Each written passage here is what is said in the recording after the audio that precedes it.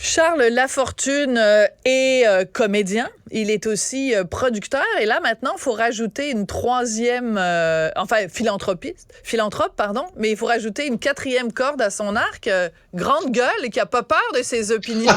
On l'a vu au Gémeaux. Bonjour Charles. Bonjour Sophie, mais c'est malheureusement pas une opinion, c'est un fait. C'est l'état des lieux de ce que vit présentement le monde des médias, autant les journaux, autant la radio, autant la télévision hertzienne, la bonne vieille TV câblée. Puis même ce que vivent les plateformes aussi, ça aussi on pourra en parler parce que c'est pas nécessairement un jojo non plus pour les plateformes. Absolument. Alors, on va écouter un tout petit extrait de ton coup de gueule quand tu es monté sur la scène des Gémeaux pour ramasser une belle statuette. Voici ce que tu avais à dire. Ce soir, mais j'ai comme l'impression qu'on est un petit peu l'orchestre sur le Titanic. Alors donc, il faut écouter, il faut regarder notre télé, il faut en parler, il faut la diffuser, il faut s'abonner, il faut la voir. Ben, c'est quand même fou, et que ce soit subversif ou que ce soit un coup de gueule en 2023 de dire il faut regarder la télé. Parce que il y a un certain désamour. Comment tu l'expliques, ce désamour ou ce désintéressement d'une certaine façon de certaines personnes par rapport à la télévision québécoise? Parce que tu as raconté à des collègues qu'il y a des gens qui viennent postuler chez Pixcom, la maison de prod où tu es, puis qui disent moi je veux travailler en télé québécoise, mais j'en écoute pas de la télé québécoise. Oui, en fait, des fois, on leur demande quelle est ton émission préférée, puis ils nous nomment tatata. Non, mais ils nous nomment quelque chose de vieux, ils nous nomment quelque chose qui de pas très de Chambre-en-Ville, de pas très récent.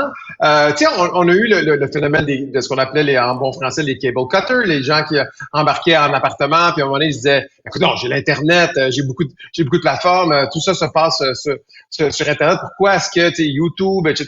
Pourquoi est-ce que j'aurais besoin d'avoir vraiment d'écouter la télévision conventionnelle avec ce que ça coûte, etc. J'en ai pas vraiment besoin. Il y a eu toute une période où les gens qui faisaient de la télévision conventionnelle disaient, là, tu dois t'abonner à mon service de câble, tu vas avoir ces services-là, etc. Et pour, on est dans l'univers de Cube. Par exemple, TVA+, maintenant, est une plateforme où on peut carrément écouter la télé en direct là-dessus, là. On n'a même plus besoin d'être abonné à pour avoir accès à ça. Puis les grandes plateformes, les grands diffuseurs l'ont compris, puis ils sont là-dessus. Parce qu'après ça, il y a eu les cable cutters, ceux qui décidaient d'arrêter le câble. Puis il y a maintenant ce qu'on appelle maintenant les never been cable, ça veut dire des gens qui n'ont jamais eu le câble, ils vivent pas avec ça. Mais tout ce qu'ils écoutent, les gens sur les plateformes, c'est de la télé. Alors c'est financé par la télé. N'importe quel contenu canadien qui est produit au Canada, il est financé par le Fonds des médias canadiens. Les gens savent pas trop comment ça fonctionne la télé en fait. En télé, il y a quelqu'un qui diffuse, qui donne un montant d'argent. Après ça, tous les gens, puis là c'est ça où le bas blesse, tous les gens qui étaient abonnés au câble, la loi canadienne faisait qu'ils étaient obligés, étant donné que le câble passe en arrière de chez vous, puis ça leur appartient pas, les poteaux, etc. Mais ils étaient obligés de remettre de l'argent de le Fonds des médias canadiens. Tout le monde, que ce soit Rogers, Vidéotron, Shaw, tout le monde remettait de l'argent là-dedans. Puis c'est à partir de ce pot-là, cette enveloppe-là qu'on faisait. Mais si les gens ne sont plus abonnés à ça, le pot, il baisse. Puis s'il baisse, à un moment donné, il rétrécit. On peut pas faire de la télé. Fait que c'est comme ça. Puis donc, si on ne consomme pas si on regarde la télé locale, à un moment donné, il y en aura plus de télé locale. Fait que, tu sais, et il y aura plus de culture. C'est ça qui t'inquiète? Ce qui m'inquiète, c'est qu'on va revenir à beaucoup d'acquisitions, là. Tu sais, les années 80, Dallas, ça passait à 20 heures le soir. On en a encore des acquisitions, mais on a beaucoup de contenu présentement. Puis là, on pense qu'on est dans l'âge d'or de la télé parce qu'il y a eu beaucoup de plateformes. Il y a eu le Club Illico, il y a eu Tout.tv, Crave, il y a des trucs en francophone là-dessus aussi. Mais là, on est présentement dans une contraction, puis les gens sont peut-être pas au courant, mais les budgets baissent, puis quand les budgets baissent, là, les gens nous disent les salles artistes ils sont subventionnés, là. D'ailleurs, toutes les je sais pas, ils vont faire des usines à batterie, ils vont avoir de la subvention là-dedans, là. Fait que ça c'est facile parce que c'est bonne comparaison. Non, mais donc les crédits d'impôt, quand on reçoit un crédit d'impôt, ça veut dire que le gouvernement va accepter qu'il y a un certain pourcentage qu'on ne paiera pas en impôt. Et cet argent-là, ils vont nous le renvoyer, mais c'est un pourcentage. Fait que si le budget est plus bas, en argent sonnant, le montant est plus petit. Donc, on peut faire de plus petites choses. Aujourd'hui, là, tu m'envoies un projet, là, ça se passe en 1930, je le regarde pas. Je ne le regarde pas. Ça n'arrivera pas. Des voitures, des autos, un tramway, du linge d'époque, etc., on fera pas ça. Alors, par exemple, mais 1930, mais par exemple, l'excellente série sur Chantal Daigle, qui vous laisse donc se faire avorter, ça se passe dans les années 80, puis ça a quand même dû coûter pas mal plus de sous que si c'était quelque chose qui se passait en 2023. Donc, les années 80, on peut, mais les années 30, on peut pas. Ben, je te dirais que là, tu parles aux producteurs. Les années 80, on pourrait, parce que présentement, dans la mode, les années 80, c'est beaucoup revenu. Fait que c'est facile et accessible. Mais c'est vrai! Oui. Mais c'est vrai, mais il y a des trucs, je peux retrouver des trucs qui sont revenus, le shaggy, les moustaches, les lunettes carrées un peu hipster.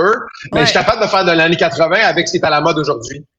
C'est ça. Alors que tu peux pas faire des années 30. Donc, ça veut dire que quelqu'un qui voudrait... donc, ça veut dire que c'est un frein à l'imagination parce que ça veut dire qu'un scénariste, un auteur pour la télé doit, quand il imagine quelque chose, son imagination est restreinte par des conditions budgétaires. En même temps, je regarde, mettons, La nuit où Laurier Gaudreau s'est réveillé, qui est une excellente série de Xavier Dolan.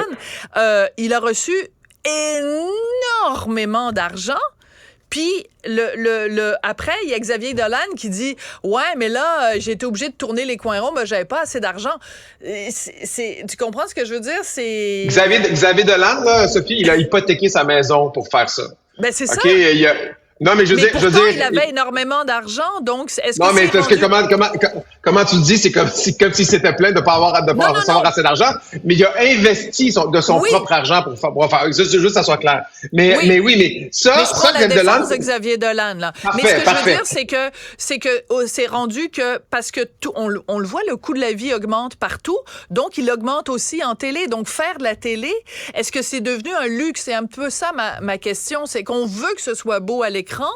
Est-ce que tous les réalisateurs vont devoir hypothéquer leur maison pour que ce soit beau à l'écran? Parce que même les réalisateurs vont pas hypothéquer leur maison parce que Xavier, lui, il était producteur aussi de sa série, donc c'est pour ça qu'il l'a hypothéqué. Le réalisateur, normalement, c'est un salarié. Mais ce que je veux dire, c'est que lui, il y avait Canal+, qui était dans le financement de cette série-là. Elle a été vendue, donc il y a eu un montage financier important, comme on fait en anglais, par exemple. C'est toujours un montage financier, c'est pas juste pour un marché local. Mais oui, est-ce que le carré de sable rapetisse? Oui, le carré de sable rapetisse. Est-ce qu'on va faire des séries sur le foot avec pas de foot? Oui, on va être obligé de faire ça. Donc c'est comme avec podcast. Mais oui, et c'est dommage. Mais ultimement, on peut toujours s'arranger, mais sauf que c'est certain que si ça rétrécit comme peau de chagrin, peut-être que les gens vont trouver ça moins intéressant, ils vont avoir moins le goût de les voir. Et à la fin, ça serait dommage qu'un peuple ne se voit plus à la télé, n'existe plus et disparaisse tranquillement. Toi. Et c'est d'autant plus surprenant, t'en parlais avec mon collègue Mario Dumont à la télé tout récemment, une série que tu as faite, Audrey est revenue, qui est la deuxième série la plus écoutée en Italie. Donc ce serait quand même le bout du bout de tu sais quoi, que nos séries soient plus regardées à l'étranger qu'elles ne le sont au Québec. On va se quitter là-dessus. Ciao, bambino. Ça serait bien dommage. Era un piacere. Bye-bye. Ah, ci vediamo. Ciao, bye-bye. Ciao. Ciao, la fortuna. Je me sens Florence. Sai, la stessa cosa. Ciao. Ciao.